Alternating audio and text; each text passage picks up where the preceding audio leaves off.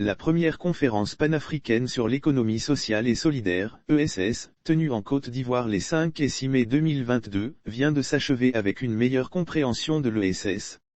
Organisée conjointement par l'Organisation internationale du travail, OIT, et la Fondation Friedrich Ebert Stiftung, FE, avec la participation de la Commission de l'Union africaine, CEA, cette conférence visait à sensibiliser les mandants de l'organisation ainsi que les représentants des institutions de l'ESS à ce concept. Les participants durant ces 2 jours, la cinquantaine de participants représentants de gouvernements, d'organisations de travailleurs, d'organisations d'employeurs, de réseaux continentaux africains de l'économie sociale et solidaire, ESS, ont échangé sur les développements récents de l'ESS en Afrique. En outre, les participants ont partagé des expériences nationales démontrant la contribution de l'ESS au travail décent et au développement durable et inclusif.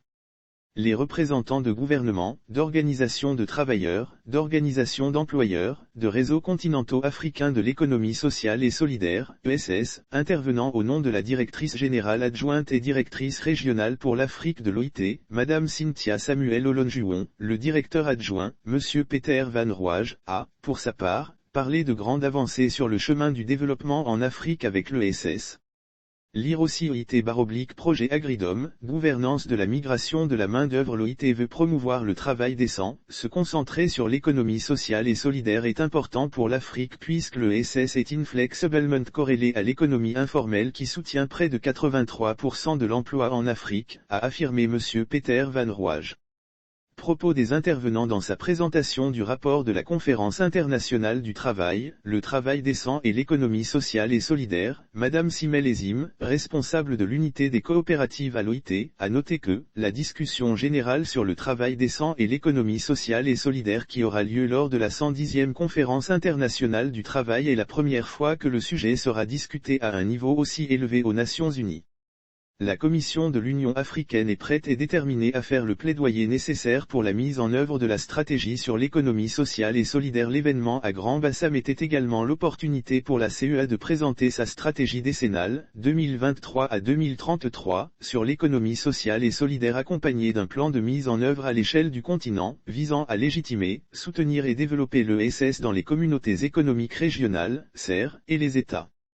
membres, dont la validation est prévue dans le courant de l'année 2022.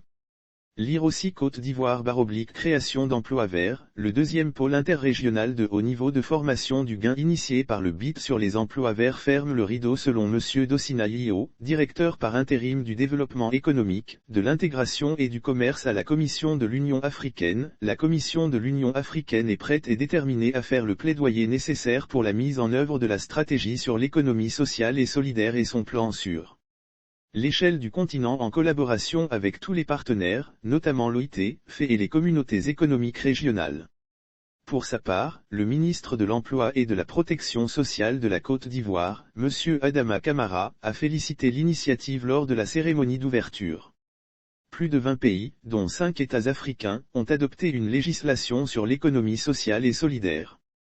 Sur la base de ces textes juridiques et avec le soutien de l'OIT, nous, acteurs tripartites, devrions mener des réflexions en vue de renforcer le rôle de l'économie sociale et solidaire pour faire progresser le travail décent et l'agenda 2030 pour le développement durable. A-t-il dit.